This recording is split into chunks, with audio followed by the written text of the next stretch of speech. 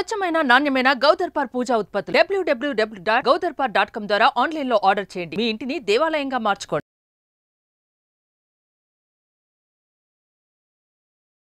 నమస్కారం, నేను మీ జాహ్నవి. మనతో ఉన్నారు ప్రముఖ జ్యోతిష్య వాస్తు పండితులు, అగ్ని ఉపాసకులు, భారతీ శంకరపీఠ వ్యవస్థాపకులు బ్రహ్మశ్రీ అన్నవరపు తిరుపతి మూర్తి అవధాని గురువు గారు. అయితే 13వ తారీఖు అష్టమి మంగళవారం చాలా ప్రత్యేకమైన రోజు అని గురువు గారు క్రితం వీడియోలో డీటెయిల్ గా వివరించారు కదా.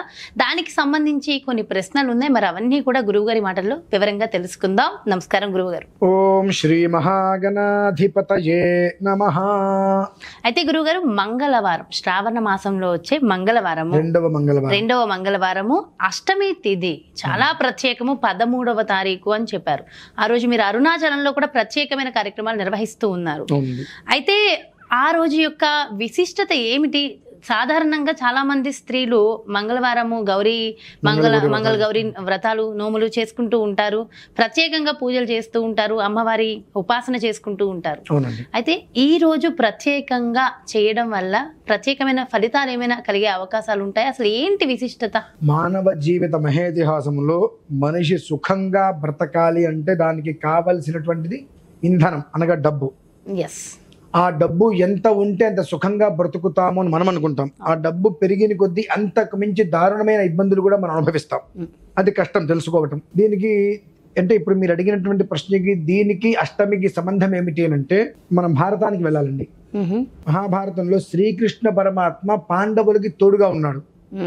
తోడుగా ఉన్నప్పటికీ కూడా రాజసూయ యాగం చేసినటువంటి పాండవులందరూ కూడా అరణ్య అజ్ఞాతవాసాలు చేశారు. ఎందుకు చేశారు? మరి రాజసూయ యాగం చేసిన తర్వాత వాళ్ళకి అటువంటి దౌర్భాగ్య స్థితి ఎందుకు పట్టింది అనంటే అక్కడ ద్రవ్య శుద్ధి లేకపోవటం. ద్రవ్య శుద్ధి అంటే మనం కష్టపడి సంపాదించి కాస్త డబ్బు ఇంట్లో పెట్టుకుంటాం, ఎక్కడి నుంచి అన్యాక్రాంతమైన డబ్బు వస్తుంది. ఆ డబ్బు తీసుకెళ్ళి కూడా దాచడం వల్ల మొత్తం అంతా కూడా నాశనానికి దారితీస్తుంది. ఎప్పుడు కూడా సంపాదనలో శుద్ధి అనేటువంటిది లేకపోతే అది రక్తపు కూడైపోతుంది. అటువంటిది ఆయన రాజసూయ యాగం చేస్తున్నప్పుడు కొంతమంది రాజులు ఇష్టపడి ధనాన్ని ఇచ్చారు, కొంతమంది ఏమంటారో అని భయపడి ఇచ్చారు, కొంతమందిని కొట్టి డబ్బు తీసుకొచ్చారు. ఇదంతా తీసుకెళ్లి ధనాగారంలో పోసేశారు. మొత్తం అక్కడ ఏమైంది? ద్రవ్య శుద్ధి లేని కూడైపోయింది అక్కడ. తద్వారా ఆ పాపానికి పరిహారంగా వాళ్ళ ఉన్నది మొత్తం అంతా పోగొట్టుకొని అరణ్య అజ్ఞాతవాసాలు చేయవలసిన పరిస్థితి వచ్చింది. ఆ అరణ్య అజ్ఞాతవాసాలు చేసేటువంటి పరిస్థితులలో అమ్మవారిని స్తుతించారు వాళ్ళు. అమ్మ, అరణ్యవాసం అంటే మేము చేసేసాము, అజ్ఞాతవాసం అనేటువంటిది మేము బయటపడితే మళ్ళీ అరణ్య అజ్ఞాతవాసాలు చేయవలసి వస్తుంది, కాబట్టి మేము బయటపడకుండా అంటే మేము ఫలానా అనేటువంటి విధానం బయటికి తెలియకుండా మా విధానాన్ని మమ్మల్ని పూర్తిగా కూడా మా ధర్మాన్ని మేము రక్షించుకునే విధంగా మమ్మల్ని కాపాడుతలేని అమ్మవారిని స్తుతించారు. ఆ స్తుతించినటువంటి మూల విధానంలో అజ్ఞాతవాసన వాళ్ళు బయటపడలేదు. తర్వాత వాళ్ళ రాజ్యం వారికి చక్కగా వచ్చేసింది.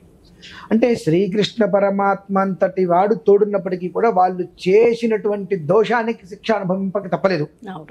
అటువంటి వాటి నుంచి పూర్తిగా బయటికి తీసుకొచ్చేటువంటి విధానం ఆ మంగళవారం అష్టమికి ఉందమ్మా, శ్రావణ మాసంలో. అందువల్లనే అంత విడిగా దాని గురించి నేను అంత ఖచ్చితంగా ఎందుకు చెబుతున్నాను అంటే ప్రతి ఒక్క మనిషి ఇంట్లో ఆ శ్రావణ మంగళవారం రోజు నాడు చేసుకోవాల్సిన వ్రతం పూర్తి చేసుకున్న తర్వాత 1.5 అంగుళంలో అమ్మవారి విగ్రహాన్ని పెట్టుకొని, అంటే ఏ అమ్మవారు? లక్ష్మీ అమ్మవారు. ఐం హ్రీం శ్రీం కమలే కమలాలయే ప్రసీద ప్రసీద శ్రీం హ్రీం ఐం మహాలక్ష్మ్యై నమః అనుకుంటూ లక్ష్మీ పద్మాలయా పద్మా కమలా శ్రీహరిప్రియా ఇందిరా లోకమాత రమా మంగళదేవత భార్గవీ లోకజననీ క్షీరసాగర కన్యక శంఖో లక్ష్మీ పతే పాంచజన్యశ్చక్రం సుదర్శనం అనేటువంటి ఒక శ్లోకంతో 116 సార్లు అమ్మవారికి అభిషేకం చేసుకొని తర్వాత తుడిచి గంధం పెట్టి బొట్టు పెట్టి కుంకుమార్చన చేసుకొని నివేదన పెట్టడం వలన ఏదైతే మానవ జీవితంలో మనం అన్యకృతం కావచ్చు, పరకృతం కావచ్చు, స్వకృతం కావచ్చు చేసినటువంటి దోషాలు అనేటువంటిది జన్యశ్చక్రం సుదర్శనం, ఆ సుదర్శన చక్రంతో శిశుపాలుడి యొక్క శిరస్సు 100 తప్పులు చేసినటువంటి శిశుపాలు యొక్క శిరస్సు ఏ రకంగా శ్రీకృష్ణ పరమాత్మ వధించాడు అలానే ఈ దోషాలను కూడా వధించుకుపోతాయి. తర్వాత జీవితం అనేటువంటిది చక్కటి జీవితం అనుసరమైన మార్గానికి వెళ్తున్నది. ఆ కారణం అనేటువంటిది ఎప్పుడో ఒక అద్భుతమైన సమయం ఆ యోగ కాలం వచ్చినప్పుడు మాత్రమే మనం చేసేటటువంటి 100 రకాల మనకు ఉపయోగిస్తుంది. అది దృష్టిలో ఉంచుకొని ఆ రోజు నాడు చేయటం వలన ఏదైతే కనుక అనర్థం అనేటువంటిది ఉంటుందో అందులో ఆ అనేటువంటిది తొలగిపోయి అర్థరహితంగా లేకుండా అర్థవంతంగా జీవితం అనేటువంటిది శుభ్రంగా వెళ్ళాలి అంటే దానికి ఆ రోజు నాడు చేయవలసిన విధానం ఏంటంటే ప్రతి ఇంట్లోనూ కూడా 2 నేను అరుణాచలంలో ఎందుకు చేస్తున్నా అంటే ప్రతి ఇంట్లోని కూడా ఏ సమయంలో విధి విధానం చేయాలో ఒక్కసారి చెప్పేసి. ఉదయం అంటే శ్రావణ మంగళవారం గౌరీ వ్రతం నోము చేసుకుంటారు కాబట్టి నోము అనంతరం నోము అవ్వగానే ఇది ఒక 20 నిమిషాలు పడుతుంది చేసుకోవడం. ఒకవేళ ఏదైనా కారణం రీత్యా ఉదయం కుదరలేదు సాయంత్రం ఖచ్చితంగా చేసుకోవడం శ్రేయదాయకం ప్రతి గృహమునందు కూడా. ఇది ఇలాగే నేనెందుకు అరుణాచలంలో చేస్తున్నాను అంటే అరుణాచలం అనేటువంటిది మనోశ్మశానం, కాశీ మహాశ్మశానం. కాశీకి 100 మంది చనిపోవాలి అని వెళ్తే ఒకళ్ళు కూడా ఆ యోగం లభ్యం కాదు. కానీ అరుణాచలం అనేటువంటిది ఆ క్షేత్రాన్ని తలుచుకుంటేనే కర్మలన్నీ కూడా నిర్వీర్యమైపోతాయి. మనస్సుని ప్రశాంతత చేసేటువంటిది అరుణాచల క్షేత్రం. అరుణాచల క్షేత్రంలో కూడా మీకు ఆదిలింగం అనేటువంటిది ఇప్పుడు విన్నారా? ఆదిలింగము అని అంటే మనకు మీరు చెప్తుంటేనే విన్నాను గురుగారు. ఈ ఆదిలింగానికి మూలము బ్రహ్మ మహేశ్వరులు, బ్రహ్మ విష్ణువులు ఇద్దరూ కూడా కొట్టుకుంటూ ఉంటారు నాది గొప్ప నాది గొప్ప అని. ఆ సమయంలో ఈశ్వరుడు సరే మీరిద్దరు ఎవరు గొప్ప అనేటువంటి విషయం నేనే తేలుస్తాను, నా ఆద్యంతాలు చూసిరండి అని చెప్పి లింగోద్భవ సమయంలో ఈశ్వరుడు విశ్వరూపం చూపిస్తాడు. బ్రహ్మ పైకి వెళ్తాడు, విష్ణుమూర్తి వరాహ రూపంలో కిందకి వెళ్తాడు.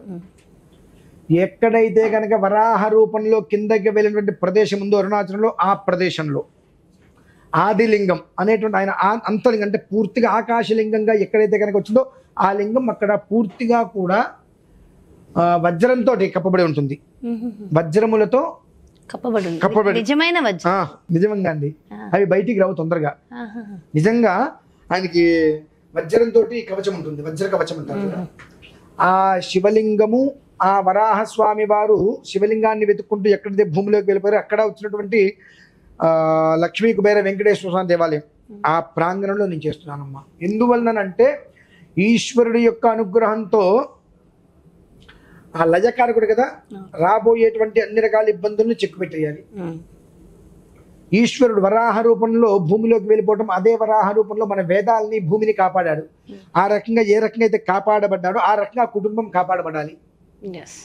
లక్ష్మీ కుబేర వెంకటేశ్వర స్వామి వారు, ఆ వెంకటేశ్వర స్వామి వారి యొక్క అనుగ్రహం వలన ఎప్పుడూ కూడా ప్రసన్నతాముఖంగా ఉండాలి. ఈ మూడిట్లని విషయాన్ని దృష్టిలో ఉంచుకొని అరుణాచల క్షేత్రంలో 13వ తారీఖు ఉదయం మొత్తం అందులో ఎంతమంది వస్తున్నారంటే అమ్మా మనకు 64 రకాల ఆవాహనలు ఉంటాయి. షోడశోపచారాలు మనకు తెలుసు, కానీ చతుష్షష్ఠి ఉపచారాలు 64 రకాల ఉపచారాలు. అలానే 64 రకాల యోగిని దేవతలు ఉంటారు, వాళ్ళని ఆవాహన చేస్తున్నాం. అష్టాదశ శక్తి పీఠాది దేవతలను ఆవాహన చేస్తున్నాం, నవదుర్గలను ఆవాహన చేస్తున్నాం, 7 మాతృకల్ని, అష్టలక్ష్ములని, దశమహావిద్యాధి దేవతల్ని, ఇలా మొత్తం కూడా 116 మంది దేవతలని ఆవాహన చేసి భద్రమండలం వేసి ఆ భద్రమండలో కలశ స్థాపన అమ్మవారి విగ్రహ స్థాపన చేసి శ్రీచక్రంలో అమ్మవారిని ఆవాహన చేసి అక్కడ మనకు సుమారుగా తక్కువగా 5 నుంచి 8 గంటలు పడుతుందమ్మా కూర్చుంటే లేవటానికి. ఆ అమ్మవారు వచ్చి అక్కడ కూర్చుందా, మనం ఎక్కడికో దర్శనానికి వెళ్తూ ఉంటాం, కానీ అక్కడ ఎవరైతే కనుక లైవ్లో చూసినా ప్రత్యక్షంగా చూసినా మనందరినీ అమ్మవారు వచ్చి కూర్చొని చూస్తుంది.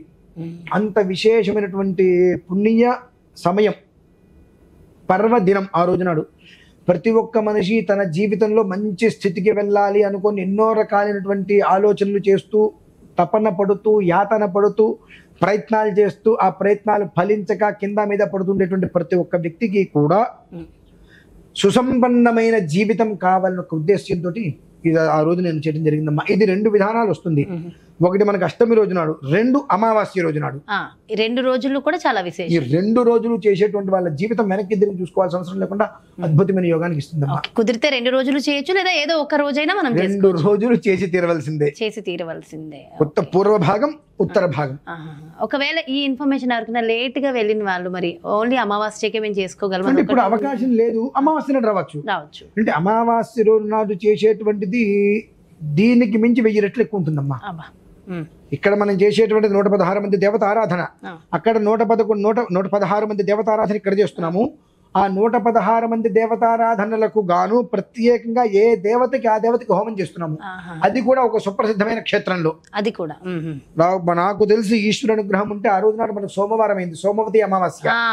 సోమనాథ క్షేత్రంలో, సోమనాథ క్షేత్రం, సౌరాష్ట్రం, అక్కడ ఓకే.